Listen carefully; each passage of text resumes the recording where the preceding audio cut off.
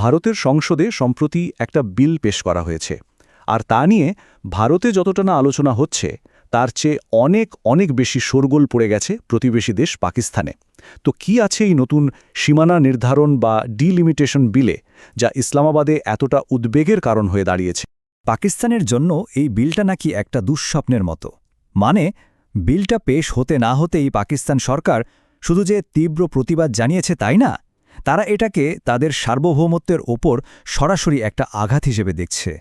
তো চলুন আজকের আলোচনাটা কিভাবে এগোবে তার একটা ম্যাপ দেখে নিই। প্রথমে আমরা জানব বিলটা আসলে কি আর এর প্রাথমিক প্রতিক্রিয়া কেমন ছিল। তারপর বুঝব এই ডিলিমিটেশন বা সীমানা নির্ধারণ ব্যাপারটা কি।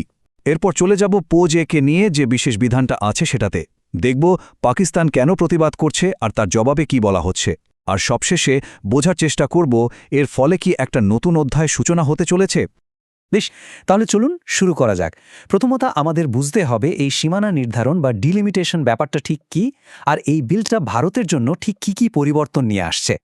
দেখুন, খুব সহজ ভাষায় বলতে গেলে সীমানা নির্ধারণ মানে হল নির্বাচনী এলাকার ম্যাপটা নতুন করে আঁকা।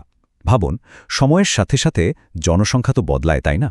তো সেই বদলের সাথে তাল মিলিয়ে যাতে সব এলাকা থেকে ঠিকঠাক প্রতিনিধিত্ব থাকে, মানে ফেয়ার রিপ্রেজেন্টেশন, সেটাই নিশ্চিত করা এর মূল কাজ।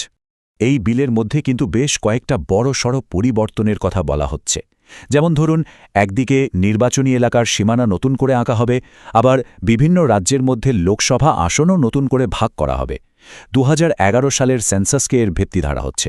তবে সবচেয়ে যুগান্তকারী যে বিষয়টা, সেটা হলো নতুন আসনগুলোতে মহিলাদের জন্য 33% সংরক্ষণ। এটা কিন্তু ভারতের গণতন্ত্রের জন্য একটা বিশাল বড় পদক্ষেপ। আর এই পরিবর্তনটা কতটা বড় সেটা এই সংখ্যাটা দেখলেই বোঝা যায়। 850, হ্যাঁ, লোকসভার বর্তমান আসন সংখ্যা 543 থেকে বাড়িয়ে সোজা 850 করার প্রস্তাব দেওয়া হয়েছে, মানে প্রায় 50% বৃদ্ধি। এর মানে কি দাঁড়ালো? জনপ্রতিনিধি বাড়বে, নির্বাচনী এলাকাগুলো ছোট হবে, আর তাতে সাধারণ মানুষের কাছে পৌঁছানো অনেক সহজ হবে। এক কথায়, গণতন্ত্রকে একেবারে তৃণমূল স্তরে আরও মজবুত করার একটা চেষ্টা।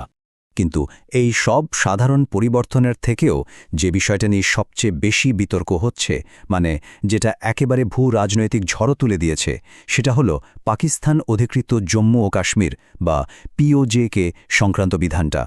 এই বিধানটা আসলে কি করছে? এটা পিওজেকে এর জন্য একটা ভবিষ্যৎ প্রস্তুত বা ফিউচার রেডি নির্বাচনী কাঠামো তৈরি করে রাখছে।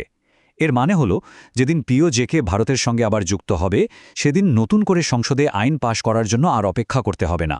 একটা সম্পূর্ণ আইনি আর গণতান্ত্রিক পরিকাঠামো আগে থেকেই তৈরি থাকবে। এখানেই কিন্তু আসল নীতিগত পরিবর্তনটা লুকিয়ে আছে। দেখুন, আগে কি ছিল? পিওজেকের জন্য জম্মু ও কাশ্মীর বিধানসভায় শুধু 24টা সিট রিজার্ভ ছিল। এটা ছিল একটা প্রতীকী ব্যাপার, একটা নিষ্ক্রিয় ব্যবস্থা। কিন্তু এই নতুন বিলটা একটা সক্রিয় আইনি কাঠামো তৈরি করছে, যেটা সীমানা নির্ধারণ থেকে শুরু করে নির্বাচন পর্যন্ত সবকিছুর রাস্তা খুলে দিচ্ছে। ভারতের এই পদক্ষেপে পাকিস্তান যে চুপ করে বসে থাকবে না, তা তো বোঝাই যাচ্ছিল। চলুন দেখি তারা ঠিক কি বলছে, তাদের আনুষ্ঠানিক প্রতিবাদের কারণগুলো কি। পাকিস্তানের পররাষ্ট্র মন্ত্রণালয়ের মুখপাত্র তাহের আন্দ্রাবি কিন্তু রাগঢাক না করেই এটাকে অবৈধ বলে দিয়েছেন। তার কথা অনুযায়ী ভারতের এই সম্পূর্ণ প্রক্রিয়াটি বেআইনি এবং এটি একটি রাজনৈতিক ভাঁওতাবাজি ছাড়া আর কিছুই নয়। তো পাকিস্তানের মূল আপত্তিগুলো কি কি? 1. তারা বলছে পুরো প্রক্রিয়াটাই অবৈধ আর উস্কানিমূলক। 2. তাদের মতে জম্মু ও কাশ্মীর একটা বিতর্কিত অঞ্চল। আর 3. তারা বলছে যে পিওজেকে এর নাকি নিজস্ব শাসন কাঠামো আছে, তাই ভারত এমন কিছু করতে পারে না। বেশ, পাকিস্তানের দাবিগুলো তো আমরা শুনলাম। এবার চলুন দেখি এই দাবিগুলোর বিপরীতে ঐতিহাসিক এবং আইনি যুক্তিগুলো কি বলছে। পাকিস্তানের এই অবৈধ দাবির জবাবে যে যুক্তিটা সবচেয়ে আগে আসে, সেটা হলো 1947 সালের ইনস্ট্রুমেন্ট অফ অ্যাক্সেশন বা অন্তর্ভুক্তি চুক্তি। ইতিহাস বলছে জম্মু ও কাশ্মীরের তৎকালীন মহারাজা হরি সিং আইন মেনেই ভারতে যোগ দিয়েছিলেন। আর এই প্রক্রিয়াটা কিন্তু আলাদা কিছু ছিল না। ভারতের আরও প্রায় 550 দেশীয় রাজ্য ঠিক একই প্রক্রিয়ায় ভারতে যোগ দেয়।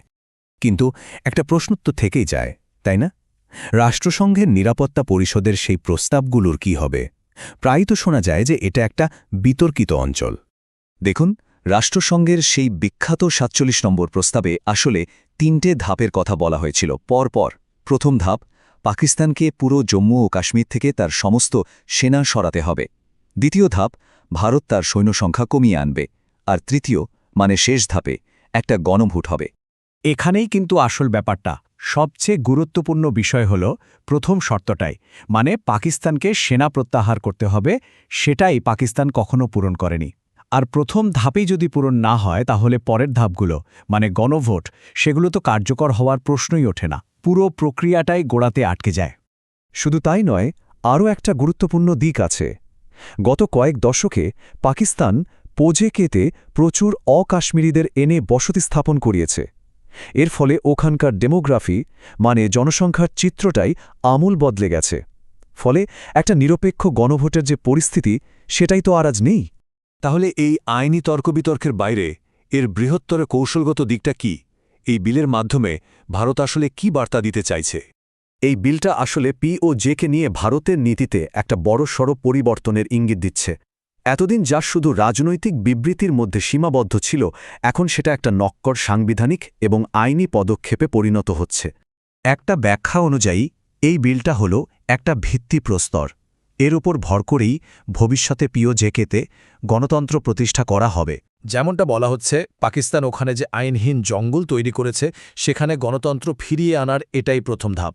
তো সবটা বিশ্লেষণ করার পর একটা বড় প্রশ্ন কিন্তু থেকেই যাচ্ছে। ভারতের এই আইনি প্রস্তুতি কি সত্যি পাকিস্তান অধিকৃত জম্মু ও কাশ্মীরের ভবিষ্যৎকে নতুন দিকে নিয়ে যেতে পারবে, নাকি এটা শুধুমাত্র একটা কৌশলগত চাপ তৈরি করার চেষ্টা? এর উত্তর বোধহয় একমাত্র সময় দিতে পারবে।